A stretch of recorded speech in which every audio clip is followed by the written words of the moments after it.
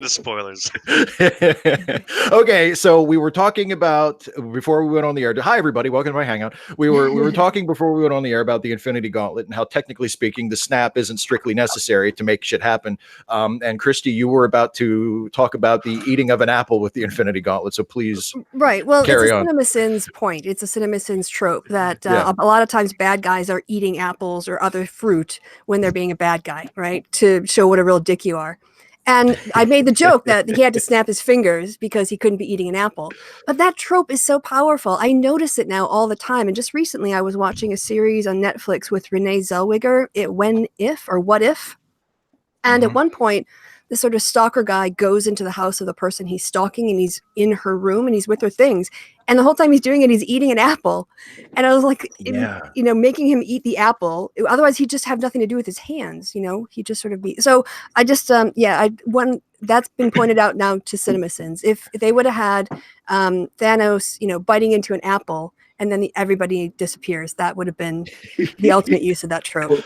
Now you can't argue that he's the hero. What you said about him not having what you said about him not having anything to do with his hands, this is something you see all the time in anime. You'll have some Emperor Destruction, and he'll be sitting on his throne just doing this. Looking absolutely bored in that exact position. Drinking sake out of a human skull, and the sake will continue to spill out, and he'll still drink it. Yeah, and I think it's sometimes hard to convey stuff with baddies. I remember being really struck by the point that the director of the movie Elizabeth with Kate Blanchett said, and he's got Christopher Eccleston as Norfolk, and he's the baddie, but he doesn't have a lot of dialogue. And so the way that the director, whose name is Indian, and I can't remember him pronounced correctly, so I'm not even going to embarrass myself by trying, but he said what he did was he had a lot of shots of just Christopher Eccleston walking through rooms sort of at a fast pace with a menacing look on his face. And those shots just visually reminded the audience that Norfolk was a threat and he was in the background. But he did it without any dialogue. And I thought that was, again, the sort of eating the apple or, resting your hand on your chin. Sometimes it's hard to convey baddiness to an audience. Well, try this on for Sizo. Real quick. His name was Shekhar Kapoor. There you go. Cool. Thank you. And all credit to him. He was a brilliant director with really deep. He also made this comment about he always wanted to put his actors against stone, not wood, because wood was organic. And he wanted to contrast the temporary nature of the living beings against the stone, which was, longer lasting. Yeah. And little things like that really, make a difference, even if you're not consciously aware of them. No, okay, sorry, go ahead. All right. Just a point of information, where no man has gone before. Gary Mitchell's in the prison cell on Delta Vega. Yeah. He's staring off into the sunset and strangling Lieutenant Kyle.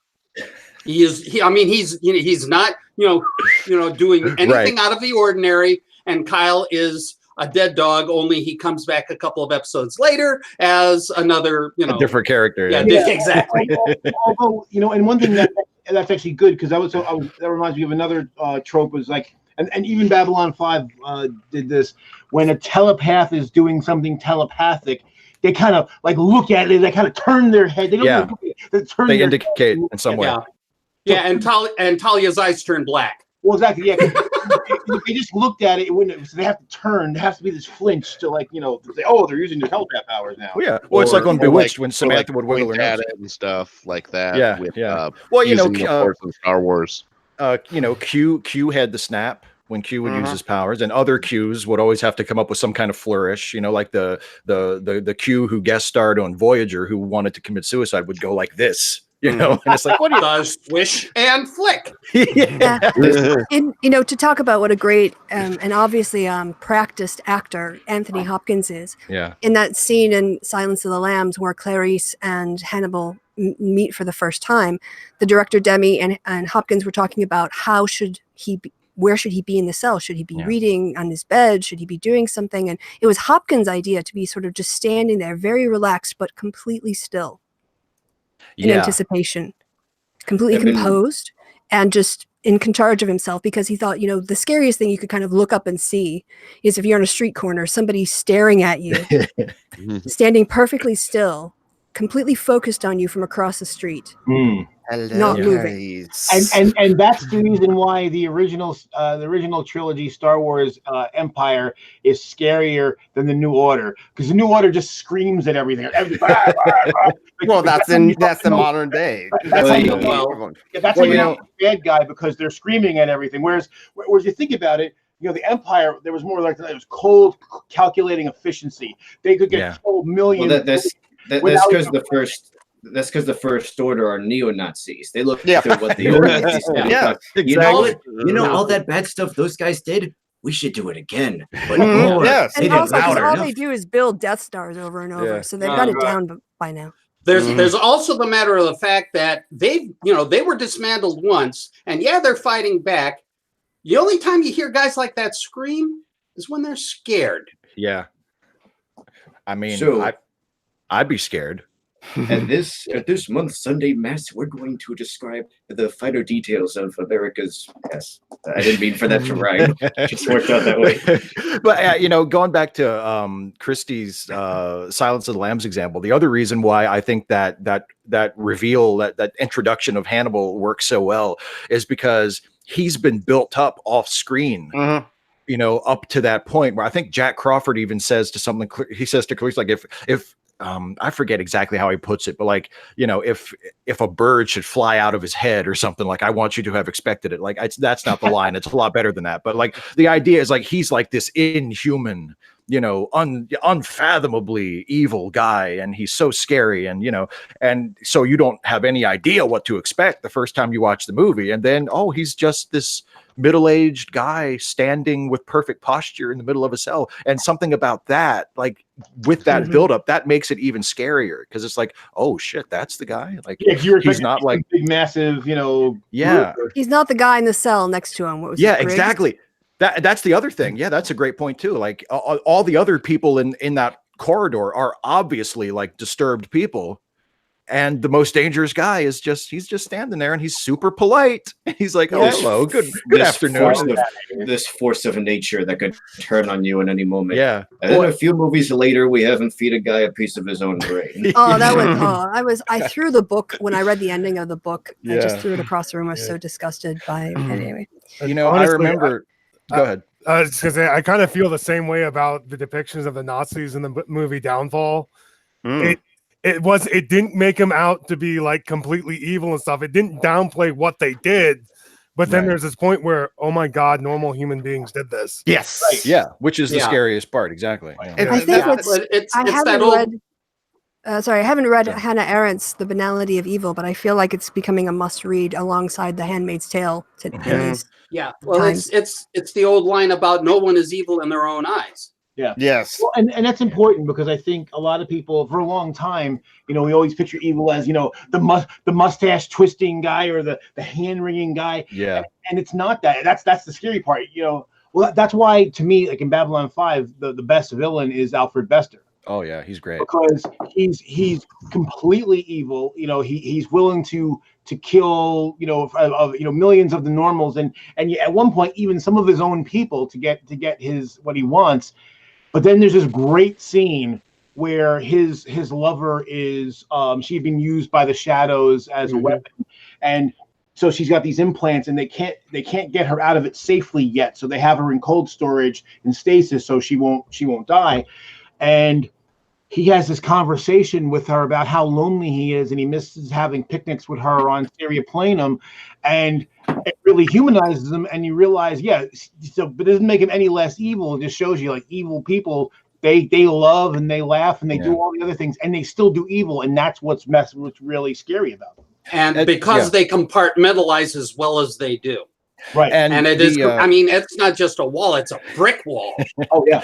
Well, and the Deep Space Nine equivalent of that would be Gul Dukat, who was such a good character and was so compelling that, a lot of fans and even the actor who played him, Mark Alimo, like, don't actually think that he's an evil character. Like, Mark Alimo will still sort of stand for Gul Dukat and say, like, actually, I think he could have been redeemed. And it's like, oh, No, like he was pure evil, but he was so charismatic and so compelling. And he did have those moments where he seemed to be feeling like genuine human emotion, like with his daughter. And yes, like, so yeah, he wasn't just like, this evil automaton who just wanted to kill as many people as possible. He did have depth and shading, but at the bottom of it, he's a guy who, commanded the Star Trek version of the Holocaust and tried to kill literally everybody like a couple of times. Well, there is a certain.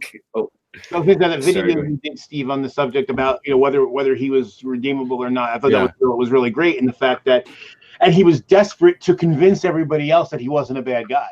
Yeah, yeah. Like it mattered to him that Nerys didn't like him.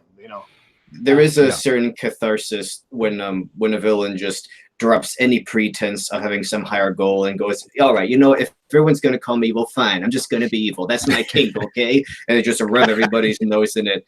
Like, yeah. But in Ducat's case, though, I mean, he just plays everybody for as long as he feels like playing it. And then they get to the caves and he just says, fuck it. Kid gloves off, say goodnight, I'm evil. Kai win.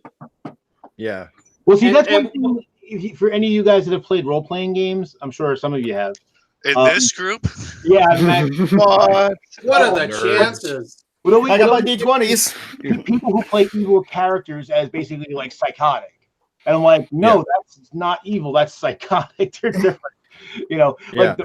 People who they'll backstab their fellow players for no reason. Like I could see someone who's amoral that might backstab them for a purpose. They're getting some gain out of it that's better than sticking with their buds, but they're not going to just stab their buds because I'm evil, so I have to betray you now. It's I'm going to be screwed over if I stick with you, so now I'm going to betray you. That's how that works.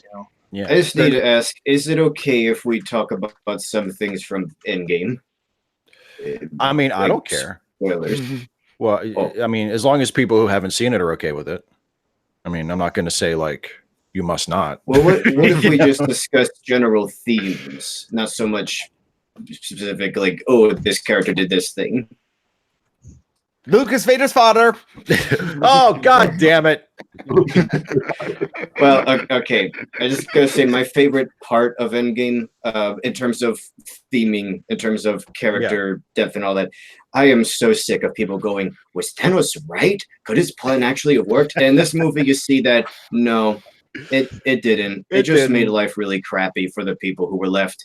And so it brings him low. The last film glorifies him. You see Thanos how he sees himself as this tragic figure who does what no one else has the strength to do. And in this movie, you see what a broken, mediocre shell of a man he is when he doesn't have that white will to drive him forward. Then by the end of it, people say that he lost all his depth, that he transformed into some cartoonish villain. It's like, no, that's what he was really like inside all along. And you kind of realize, oh my gosh, this man has no real ideology. He really is just that unhinged and bloodthirsty. And he was always like this. Yeah. Oh my gosh, it's about Carl Benjamin? It's like who has milkshakes?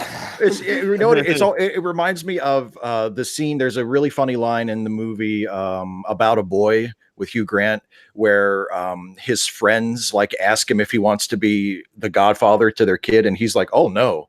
And they're like, well, we know that you're like this sort of, lazy, frivolous bachelor, but we thought that you had hidden depths. And he goes, oh no, you've always got that wrong. I really am this shallow. I really am. That's Wayne. My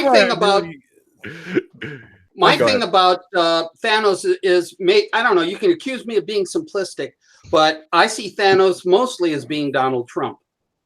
I mean, I alone can fix it, and I am bound and determined to take this thing, use this glove, and I'm going to fix it because I'm the only one who's come up with it. And he does care about being appreciated. Oh yeah, and he very more than once he uses the term "a grateful universe." And the guy's got the ego the size of Tau Ceti. There's just one detail where you're off. Donald Trump is even dumber than Thanos is.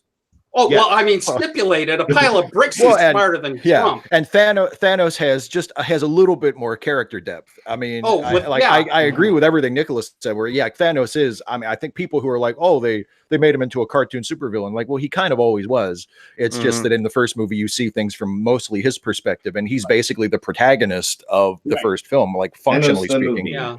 And Thanos is an interesting character, and honestly, Donald Trump is one of the most boring people I've ever known. About the only reason we care about him is that he's the president and he's an incredibly urgent threat. Yeah. One thing I wish they had tackled that I was kind of surprised they didn't is the rapture-like implications of it. Because think about it, if something like that happened in the real world, you bet people everywhere would immediately start assuming, oh, well, I guess the rapture just happened. That was weird. Yeah. But because how you try spreading disinformation, like the battle going on in Wakanda, nobody around the rest of the world knows about that. You try to tell them to be like, what the fuck is a Thanos anyway? Wakanda? You mean the poorer country where everybody lives in huts? Like, no, they revealed, that's right. They revealed that at the end of Black Panther. That's right. That's where that vibranium thing is from. Yeah, and they're going to get the next Olympics. Well, you're right. I think it's about time we give Wakanda the Olympics. And a Starbucks. In the movie Contact, let's not ruin them. In the movie Contact, when we receive a signal, coming from from another intelligence, part of humanity is like, let's worship the aliens. It's yeah, totally. I also like that the message was like encoded in the first message we sent out, so they actually like address that. I guess the aliens are Nazis, and people are like, what intrigues me about that is that, I mean, the whole issue of interleafing frames, that's a technique that we came up with, as a part of the NTSC standard, and that they actually used it to encrypt information in there in alternating frames.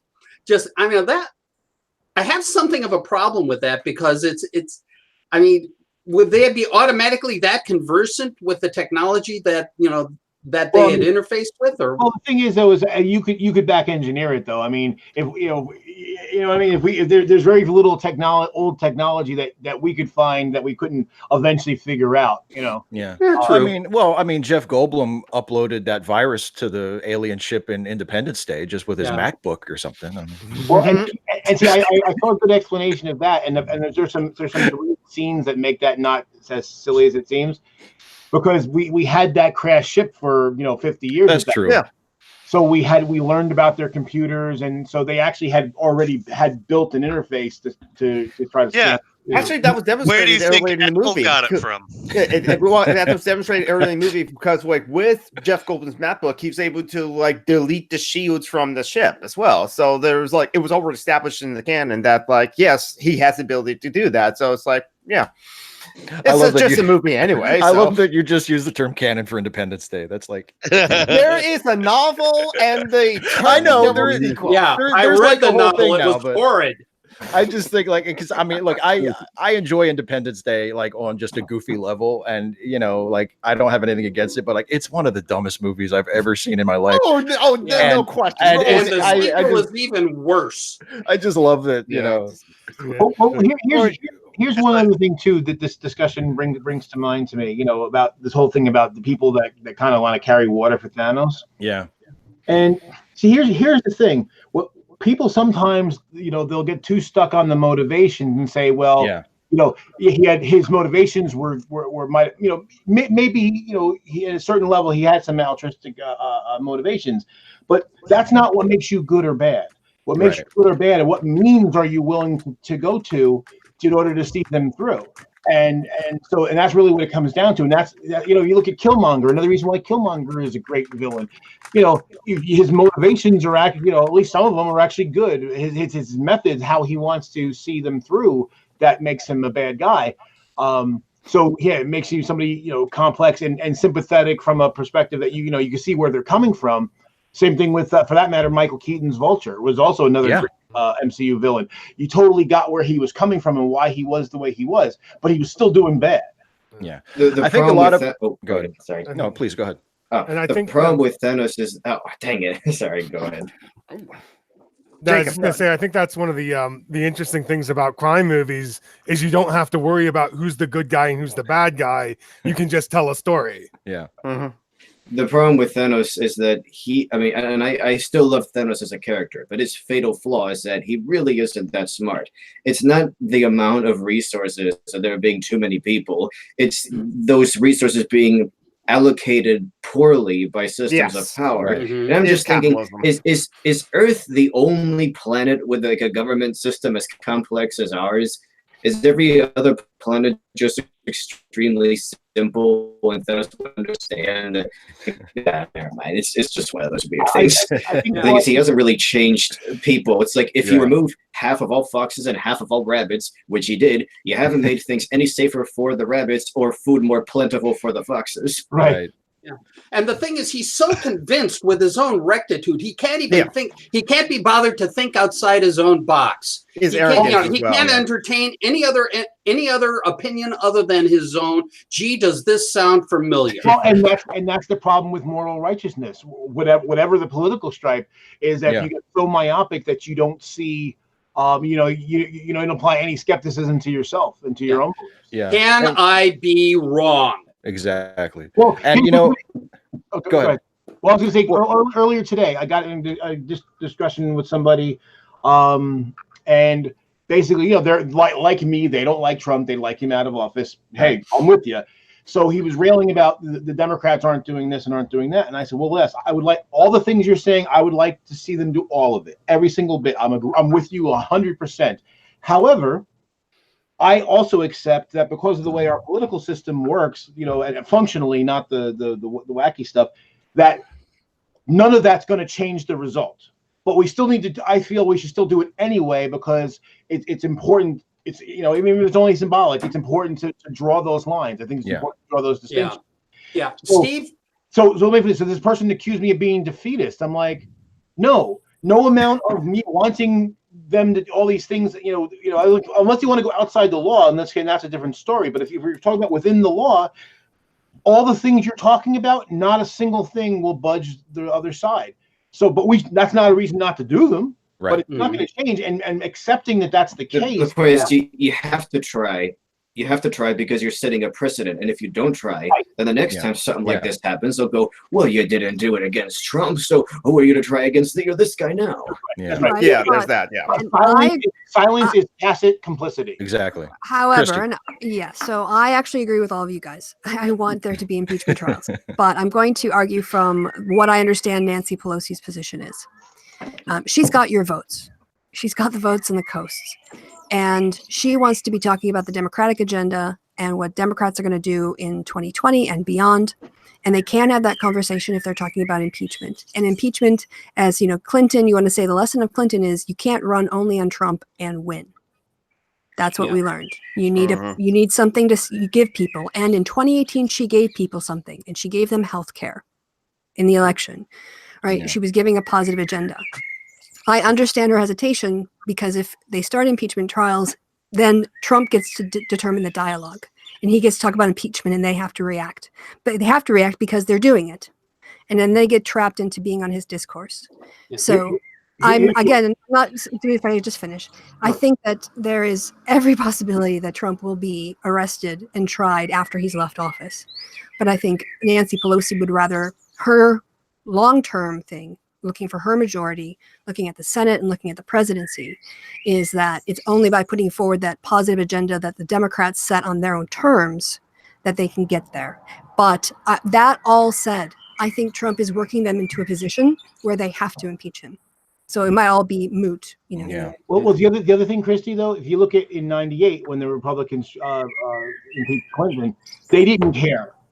They didn't care, and you know what? They got the presidency in 2000. Well, but it was a very different situation because 54% of Americans said they won't vote Trump in the next election. So I mean, Clinton had like 60% approval rating. Jesus, I hope that's true. I do not want 4 more years. Yeah. The other thing is this. As we learned, it's where those 54% are in terms of electoral college distribution, and sampling is got a margin of error. So there's a couple of things here. First of all, both in 74 and in 98, Congress demonstrated that they could walk and chew gum at the same time.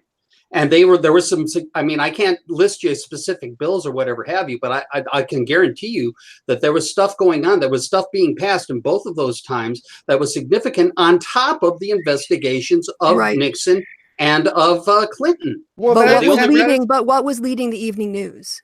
It was the impeachment hearings, not the bills they were passing. And that's what she's thinking about. Not just what they can't do, what both of the things at the same time. It's they can only really talk about one thing at a time because the American people don't have a great attention span and they don't have deep depth of knowledge of issues. Yeah. I mean, I'll say this. Like I am very much in the just impeach the motherfucker already camp. But I mean, I do think that, you know, what Christie's saying has some sense to it because like, I mean, as much as I do wish that Nancy Pelosi and not just her, but other Democrats in positions of leadership and just to clarify, that is Nancy Pelosi talking. I'm just channeling her. Yeah. Yeah. And like Christy, I had no idea. I do think that her instincts for things like this have usually been pretty reliable.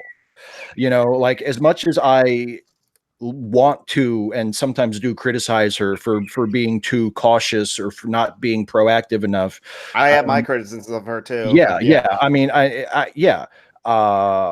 mean, her political instincts have, for the most part, been fairly reliable.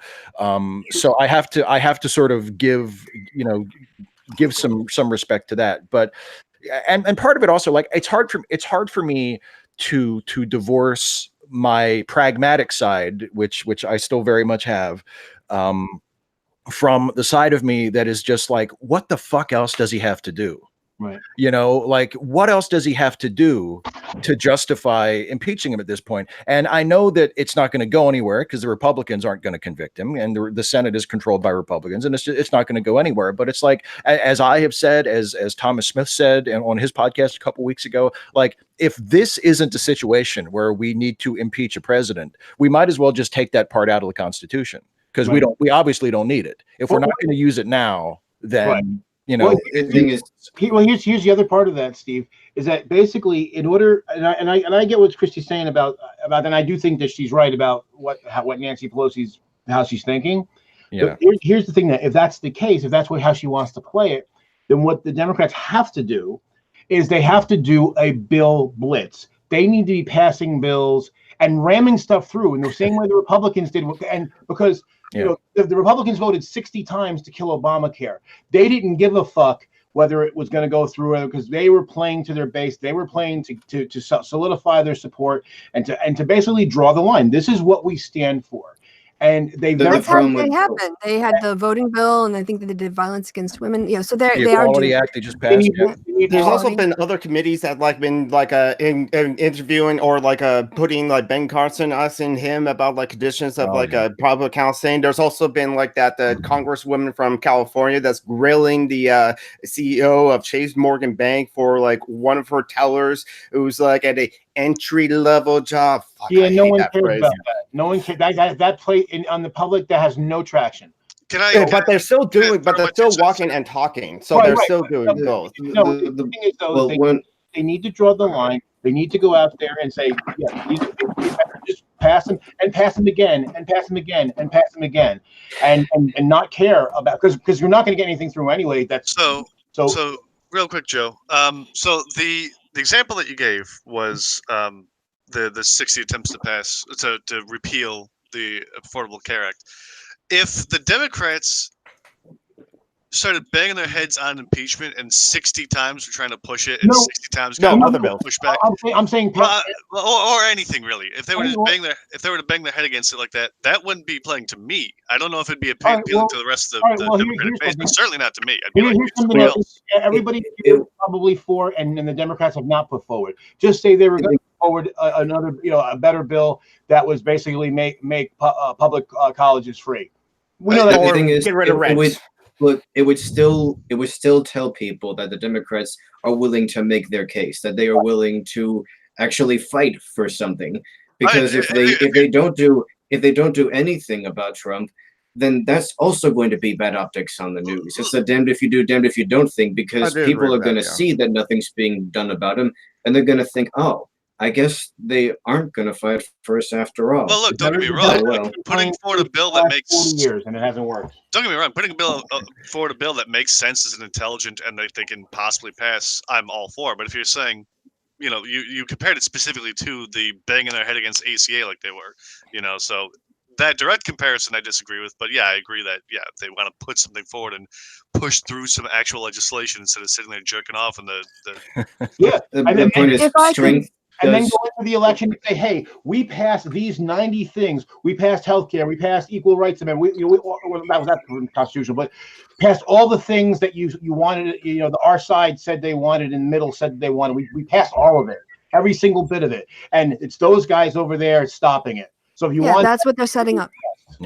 Yeah. And if I could say, we talk about the fact that impeachment is a political process, as in we're distinguishing it from a criminal process. Right. There isn't a traditional jury, standards of evidence. But there's actually there's another way you can read political, as in not just criminal, but as in politically tactical, not a tactic, but it has the element of politics to it. So it's not just to be distinguished from a criminal process, but also I think Nancy Pelosi is weighing impeachment as a political calculation insofar as, is it going to help us get what we really want, which is a Democrat in the White House, keeping the House and extending it to the Senate and start fixing the judiciary. She's absolutely taking the long view of it. I mean, and which but makes the most sense. I too want impeachment. I want that. I want it too. Emotionally, I'm like Steve. In my heart and in my gut, and when I rail, what I'm railing for is impeachment. But when you explain it, you're like, damn, yes, that makes sense. You're right. I should hold off. I don't want to. And my point isn't to have him hold impeachment hearings till the end, because I know it's not going to happen. But it's one or the other. Either you impeach the motherfucker, or if we're not going to do that, then. And also, can we point out that they were just sworn in the middle of January? Yeah. Also, it's only May, and we are well on the road to impeachment. End of May now.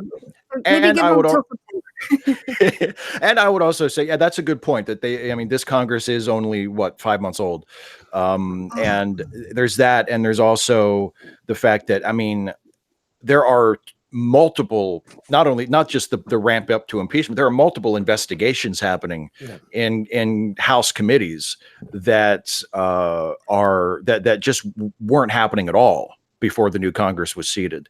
And so if we're going to try to take the optimistic view of it, it's not as if, and I have to remind myself of this too, because like I said, I'm very much of the, God damn it, let's just get this over with. There is a lot happening. It's not like the Democrats, as much as I am quick to criticize them for not doing as much as they should do, or not standing up to him as strongly as I think they should. It's not like they're not doing anything. Right. There are committees that are seriously investigating him, that are challenging him, that are subpoenaing people, and now that's all going to go to court because the administration is trying to completely stonewall them. There are things that are happening. So it just that. Yeah. So I just wanted to mention was you had mentioned some of the subpoenas and factors, and I think it's important to remember it, and a lot of people have kind of lost this along the way. The Department of Justice, I noticed Mueller stopped just short of Trump, and there's a reason for that, is because the Justice Department essentially doesn't go after sitting presidents. So it's it's really on Congress to finish what Mueller started. Yeah. Which is essentially what Mueller said in the first place. Yeah. And it is why Trump studiously ignores that line, that he says, while this document does not indict Trump, neither does it exonerate him. Yeah, exactly. It's just, I think what we're talking about more so than actual policy are the optics, how it looks to the American people, what kind of message it sends. And unfortunately, you do need a punch below the belt at least a little bit to appeal to that lizard brain. Not if you're talking to people who voted for Obama and then voted for Trump. Which is that's true. Where in Iowa and Wisconsin and Michigan and Pennsylvania, that's where those people are, and that is also where they are in their heads. Well, sorry, I just gotta say, the thing is, I'm not talking about people who voted for Trump. I'm talking about people who just didn't vote because they thought the Democrat Party, they're not really going to fight for me. They don't really care. They're actually, just the same. honestly, there's part of me that does still feel that like in the Democrats, the established Democrats, the leaders of the Democratic Party are not going to like advocate for things that I want to advocate for. But that's because I am an anarchist and anarcho communist. I'm a far leftist. I want the abolishment of rent. But it is so much easier to get. It's so much easier to get somebody who's already voted to vote again than it is to get someone who's never voted to vote for the first time.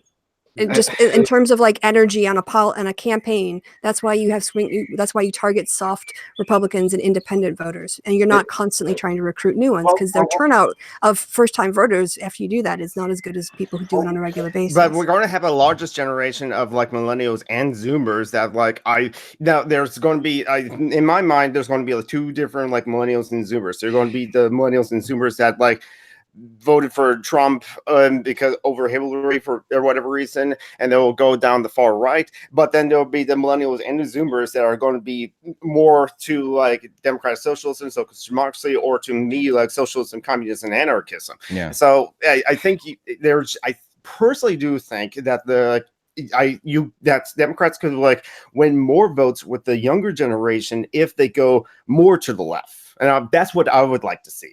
Well, that's also the cohort least likely to turn out. Yeah, I'm sorry. I'm sorry. There's just one last thing I gotta say. I don't think I'm really conveying my sentiment very well. Yeah. I think I'm just kind of tripping over my words. What I'm trying to say is that you need something that resonates with people that clearly just tuned out last time. You got to do something that gets them excited, that gets them really pumped to vote. Like, yeah, there's something to fight for now. Yeah, the problem is Trump is a master at doing that. Well, actually, I have a suggestion for that, and I'm pretty sure at least Kamala Harris and probably a couple of others. But my proposition would be to be aggressively pro legalization of marijuana on the federal level. I think that would actually bring in a lot of new voters. And I think if they just take a clear stand and say, we're going to stop all the financial barriers, so you only have a cash business, and we're going to stop enforcing the DEA regulations, we're going to declassify marijuana at the national level so states can do what they want. I think that would be an issue that could bring in a lot of new voters. Yeah, the thing is, I think people like Elizabeth Warren and Bernie Sanders, they're the kind of people who can get others energized, but I don't think Joe Biden can do that. No, not Joe Biden. No, screw Joe Biden. I don't want Joe Biden either, but here's the thing. For me, what's way more important than the messenger is the message. So I don't care if Cheese Sandwich gets the nomination. If Cheese Sandwich has the our side of the fence message, I'm voting for fucking Cheese Sandwich. And you are the modal Democratic voter. Most Democrats want electability over ideology this time. Yeah. Is Cheese Sandwich actively racist? No, he's better. All right. Cheese Sandwich hasn't committed sexual assault or anything. Cheese Sandwich is better than shit sandwich. Yes, Cheese Sandwich is actually for the workers. They're not for the big banks and the big corporations. Well, here's one thing I'm gonna do. I actually have a family member who's friends with Nancy Pelosi. She's a lobbyist, and when people always say, "Oh, lobbyist," there's some good lobbies too. This is like a pro healthcare lobby, right? So she's actually She's become friends with Nancy Pelosi, and they've actually I don't think she came to the kid's birthday party, but I think she sent one of her staff.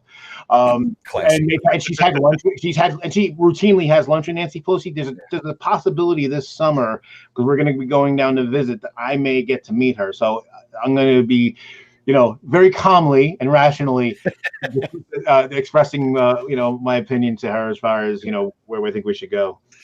So I guess I only have one last thing I want to say on Pelosi and kind of holding off on impeachment, which is, it kind of feels like I get like the political machinations and the, she wants to make sure that the conversations at Senate and all that argument that Chrissy was making.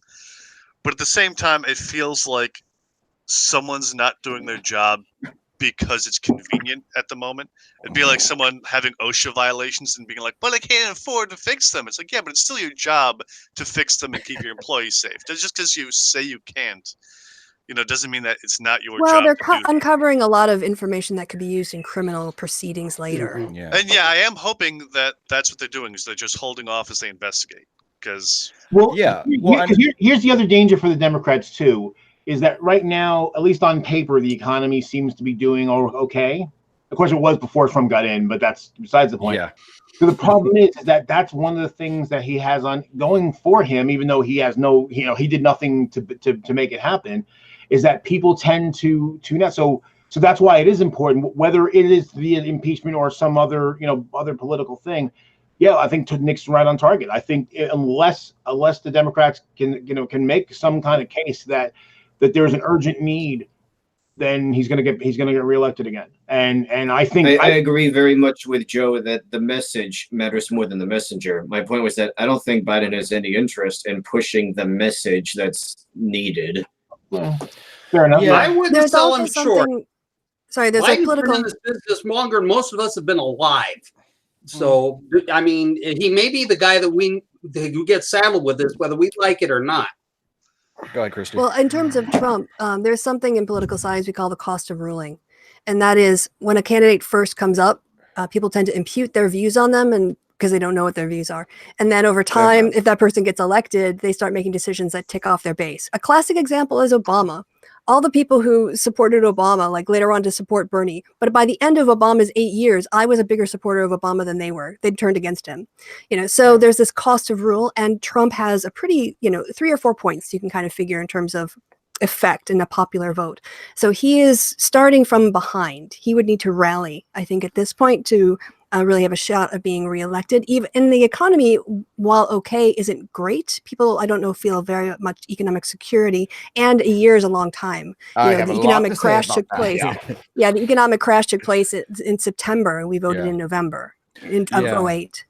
I mean, I do think, I really wish, and I hope that this happens. I hope that, in addition to collecting information and saving up things for future prosecutions and such, that they're doing the same thing for the upcoming election campaigns, because it's something that Democrats, that mainstream Democrats, most congressional Democrats, most Democrats that get elected to, prominent offices, just for whatever reason, they're not as good at this as I really wish they would be. They don't have sharp enough teeth. You know what I mean? Because there's so many cases to be made about why Democrats are different than Republicans, about why Democratic policies are better for people than Republican policies that they could be making. And there are so many things Republicans are doing that would provide such a stark contrast between the two. There are so many, and even if they did decide they wanted to run an anti-Trump campaign, there's so much there. There is no rational case for Trump to get another term. He's been a complete failure as a president. And the fact that I'm not sure that there are all that many Democrats that are going to say that. Yeah. You know what I mean? They'll say things like, well, I just think that we would be better, or I just think, and it's yes, of course you would be better, but let's make the case that there is no rational excuse for voting for this guy. Food stamps for all. Would you like radical policies like food stamps for all? No, seriously, there are 42 million Americans. I agree with hunger. I agree with the you. Working poor. I agree with you. I don't think there's any. I mean, I don't think there's any excuse for doing anything other than increasing funding to public assistance programs, but go ahead. All of them, and get more. Steve, there is no rational explanation for religion either, and yet it persists. That's true. And it's a lot of these people are doing this from an emotional, from a gut level, from a very primal. Somebody mentioned the old lizard brain. Absolutely, lizard brain is in there. Yeah, and that is, and that's why Trump plays, because Trump is nothing but lizard brain. Exactly, one mistake. That's true. One critical mistake that was. Oh, sorry. Go ahead. Well, my point is that the Democrats, how do you be as sophisticated as the Democrats and communicate on a primal level? It's almost a contradiction in terms. It's a trick I don't know the answer to. But it's the trick if you're going to take people and A, get them to vote, and then B, get them to vote as much for the Democratic Party as against Trump.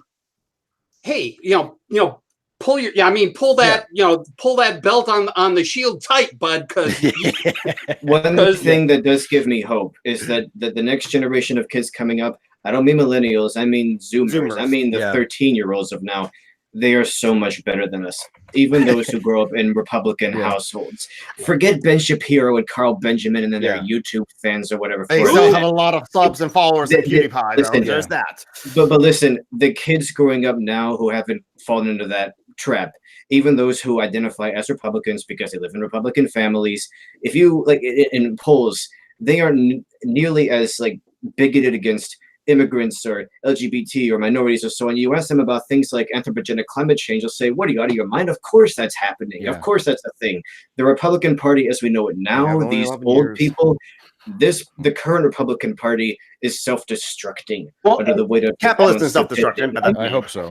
My point is, when they are going to be crushed under the weight of their own bigotry and stupidity, that Republican Party will be no more. And if a new one forms out of the kids in that camp, they'll be better. They'll be very. I really hope also, that's can I make a point? Go, yeah, Christy. On the candidates, another thing too that the Republicans don't have this time that they had last time was 2 years to smear the likely nominee. That's true. You know, when Clinton left office as Secretary of State, her approval ratings were mid-60s, and then they did Benghazi for 2 years, 8 times, and then the emails nonstop. So they can't do that with Biden. They don't have the House anymore, and they don't know who the nominee is going to be. So that also really takes away an advantage that Trump had in terms of going up against a Democratic rival. Absolutely. Just wanted to point that out. That's a good point. Yeah. But I mean, she was effectively coronated, so the other reason why I think it's important for the Democrats to make a stand, again, whether it's on impeachment or the policy blitz, I don't care. I really don't care, actually. We just need to wait something, because part of the reason why the Democrats got to where they are is playing safe. And that's why when people say about the corporate, how they got all corporate and everything, that's true. But it wasn't like they said, "Oh, we want to have," because a lot of people have a lot of sinister motivations behind it. It wasn't. What happened was they chased votes. And so they would see Republicans win, and they would go, "Oh, all right, so people, they don't want us to be so over here on the left. They want us to be more toward those guys." So they went that way. And of course, every time the Republicans did well, that just reinforced their beliefs. The problem was, of course, initially, it wasn't because the people wanted the Democrats to be more conservative. It was because people were feeling that they weren't being served by the Democrats, and they were giving up and staying home. Yeah. And so that's why when I ever see the people, if they're able to vote, there's all that issue too. Who want to sit back and stay home, I'm like, all you're doing is reinforcing the bad behavior. Staying home is actually having the opposite effect. It's actually driving them because they're chasing votes. And the problem is, and I said this literally 20 years ago, if people have a choice between a Republican and Republican light, they're going to vote for Republican. The thing is, another subtle that's true for the new generation. Another more subtle detail is that people don't like being talked down to.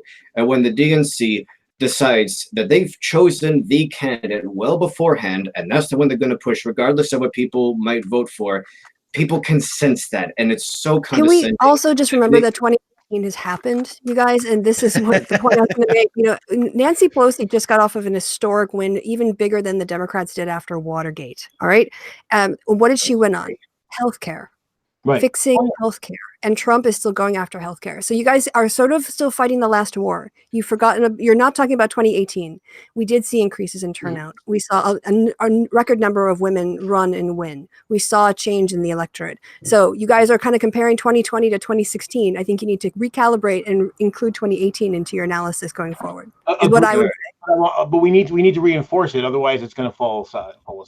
And that's what they're doing with the Bill Blitz. Yeah, it's a multivariate equation, and you can't leave out a single element to it. I mean, people are tending to think simplistic. We can't afford simplistic. Well, and that's the problem that Noam Chomsky kind of realized. Voters are simplistic. Yeah, because the reason because with people on the left, Democrats or even leftists like me, why is this problem? It's complicated, it's complex, or there's well, the Republicans the Republicans will lie to you. It's because of this. Yeah, and that. Who did know that healthcare was so complex? They go to emotions. We talk to people's brains. They try to basically inspire fear and hate in people's hearts. Yeah, and they're trying to do the opposite with healthcare. I do think I think the problem about that Nick was talking about in 2016, how it turned some people off that Clinton was the presumptive nominee long before the primaries even started. I don't think we're going to have that problem this time because as Christy pointed out, I mean, there isn't a presumptive nominee right now. Not yet, yeah. It's a pretty open field. There are people who are ahead of others, but it could, like, if the primaries were held right now, like, it could be any one of about half dozen people. Yeah. You know, there's really no leaders. So I don't think we're going to have that problem this time of, you know, people saying like, oh, well, it was rigged in her favor the whole time. Like, I don't think we're going to get that. Like, I mean, obviously it would be easy to say, well, it would probably be either Biden or Bernie Sanders because of their profile. But I really don't think it's going to be either one of those. No. And if it's not, I mean, I don't think that's going to be a surprise. Yeah. One thing, though, you know, and Lauren was saying about you know, trying to take a complex message and appeal to that lizard brain, and it's tough. And that's one reason why, you know, even though I ended up ultimately not voting for Bernie in the primaries, but one of the things I thought was probably the most appealing is the fact that he did play the whole thing about the 1%. And of course, I heard some people on the left like, well, actually, it's the top 10, 1/10. You know, no, like, 0.1%. No, 0.1%. Stick with 1%. It works. You know. Yeah. Make it easy. Yeah, we can't get too finicky. But there is one politician who I know of. Unfortunately, he's not eligible to run. But who could deal with the meat and potatoes and tackle complex things and still appeal to people because he found a way to make it relatable. And that was Bill Clinton. Yeah. Bill Clinton used to give the sausage list. Like, you know, he used to tell you what was in the sausage, but it had an effect because you could disagree with his presidency, but Bill Clinton was an amazing politician. Exactly, he could relate complex issues in a relatable way. And what to me, probably his greatest moment as president was when he gave his healthcare speech. And they still had his State of the Union speech in the prompter, so he had to just go from the gut and memory. Yeah. Without let's keep in mind the man was a Rhodes Scholar. Well, exactly. I mean, he was utterly no dummy. 45 minutes before they got his speech loaded, and he into the speech for 45 minutes before he got it loaded, and he was right on point, right where he needed to be. Yeah. And I still have my issues with Bill Clinton, though, and policy-wise. But it's more of like in hindsight, now that I became an anarchist and became a leftist. So it's like now coming from that perspective, I have my criticisms of policies that Bill Clinton has done. I love for sure. Clinton, even with his faults, if I had the time stone, I would go back and I would knock Monica out from under the desk, and I'd take care of it just so he wouldn't get impeached. You take care of it, or my brain is going into some. It's going right where he wants it to go. Yeah.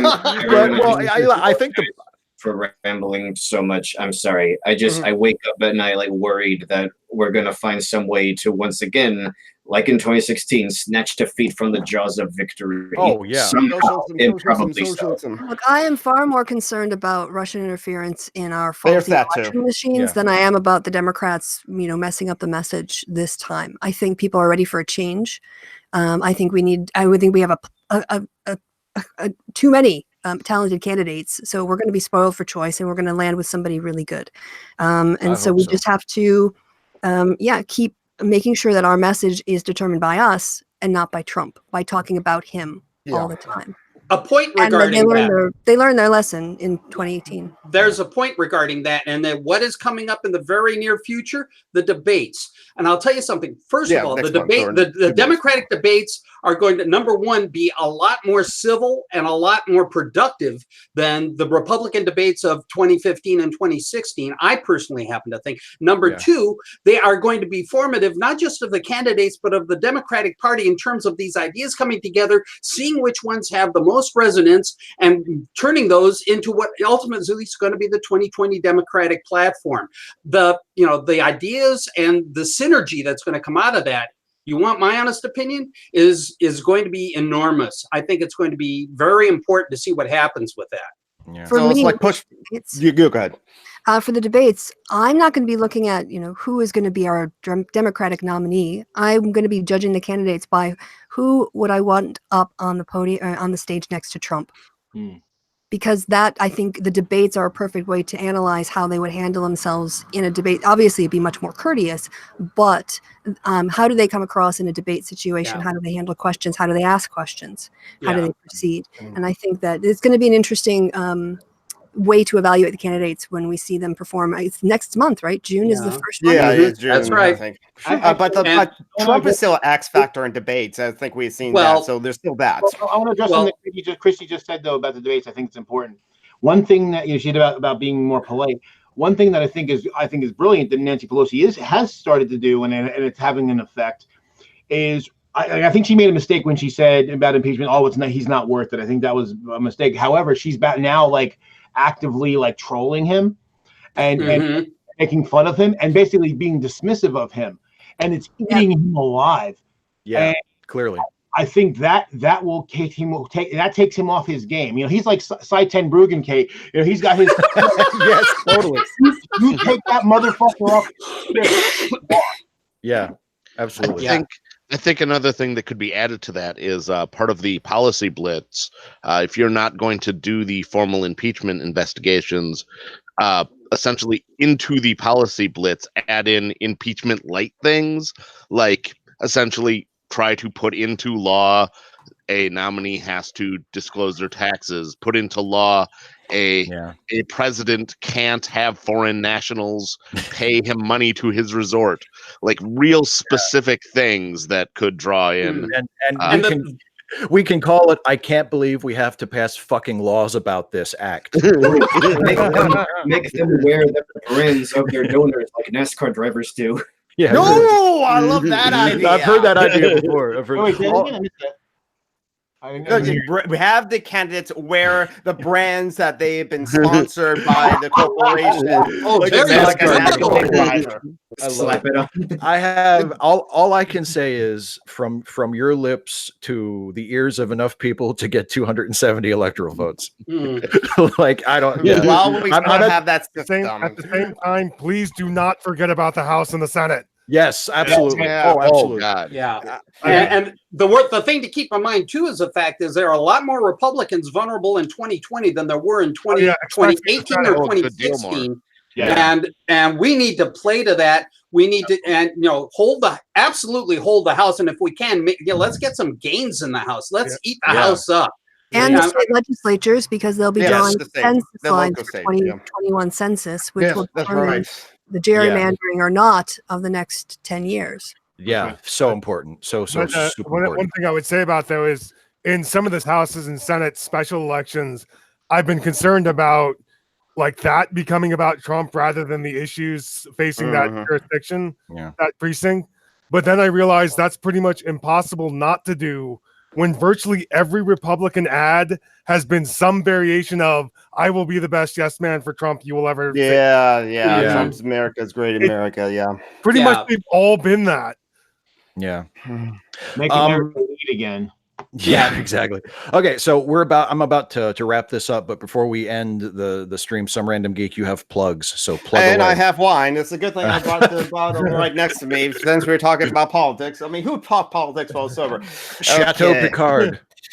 What is it actually? It's a ruby. Anyway, no, that's not what I should be doing. Screen share. Come on, share the screen. Okay, my friend John Brockman. He's a part of a podcast that's very, very different. Dungeons and Debacle. We mentioned D&D on this podcast before. They stream every Sunday at like 11 p.m. 11 a.m. Pacific, so that's 2 p.m. Eastern. Later today, Christy Winters has a UK EU elections waiting for results. Boring hangout live in 2 hours from now. So there you go, Christy. Our friend Nick Anderson writes the comic Planet Rip. 4 hours. Anyway, Nick Anderson writes the comic A Planet Ripple. Go to planetrip.com if you want to know more. And I also am part of a podcast, John Brockman and I. And if you miss Little Arno from the Shives Patreon Hangout, well, she's in the Chris Winters Patreon Hangout, but like Little Arno, Tom McDonald, I, Some Random Geek, and John Brockman do a weekly live stream podcast of social justice alchemy. Because remember, the work week is a fiction. The work week is a fiction. Monday, doubly so. You can get rid of them if you really want to. And now to the charities, because like damn capitalism and like forcing people to have to like pay in order to live. Foxy Jezebel still needs assistance, so she can really use like money as she like lost her job like 2 months ago. Please like donate some money to Foxy Jezebel if you can. Our friend Christy Abbey has a PayPal that's right there, paypal.me/red inkling. She is just like the royalty checks are a bit behind, so she needs a little money to like get through to the day or something like that. Makea B could still use some like could still use a little bit of help, so like give money to Makea B. He's back on YouTube, so like go check out the Makea B YouTube channel. Phoenix Rising 87 on the channel Phoenix Rising 87. No, Phoenix at the channel Phoenix Rising 87. I'm not good at that. I'm not good at Bill Clinton at this. I'm very sorry. She doesn't need 7,000, but she still needs to buy like books and supplies and just like a couple of little things to like get through. So if you have a little money to like donate to her or share around these links, share around the GoFundMe campaigns, that can really help out. But more importantly, well, I'd say more importantly, our friend Joanna, a friend of Christy, friend of me, she had a difficult month this month. Well, she only gets $1,500 a month of a stipend from Social Supplemental Secure Disabled Income SSDI. That's not enough for like all the things she needs. She's taking care of her daughter, and this past month she was like short $600 because her ex screwed up and forgot to put her daughter on the thing, and so she was in dire situation, could need a lot of money. Please share around this begging bowl. The links are in the Google Doc, Steve, and and please donate via PayPal to right here, SeveraJoe@gmail.com. I have like given like $18,000 to her over the course of 2 years. So it's like share around the baking bowl, share around the GoFundMe links, and like donate if you can, because fuck the system of capitalism that we live under, where people have to like pay in order to live, and which is why socialism, communism, come on, comrades. Anyway, and by the way, yeah, I haven't had a chance to add those links to the description of the video yet, but as soon as we're off the air, I'm going to add the links to the description of this video. So those of you who are watching, or if you're watching this later, you know, you can check the description box. And also, that reminded me, yesterday I was a guest on Big Lundy's Twitch stream. He does a sort of a talk show thing on his on his Twitch stream, and I was on there yesterday, and we talked about all kinds of stuff, and it was a ton of fun. And Foxy Jezebel is going to be his guest next weekend, so Nice. so that should be a great show too. So yeah. Thank you for all the plugs. Some random geek. I just want to remind you, I don't pay him to do that. He actually pays me. That's how ass Patreon.com/Steve. He not only does all this work on my Hangout, he not for free, for negative dollars. He pays me. Yeah, this has been my monthly Patreon Hangout. Everybody in the Hangout with me is wonderful and kind enough to help support me and help me continue to do this YouTube stuff that I do. I thank all of you. Patreon.com/Steve Shives if you want to help me continue doing what I do. We do this once a month as just a little fun thing to help say thank you for people who are goodly enough to support me. So thanks to everybody for being here. Thanks to everybody for watching. And we'll do this again next month. So bye, everybody. Take care.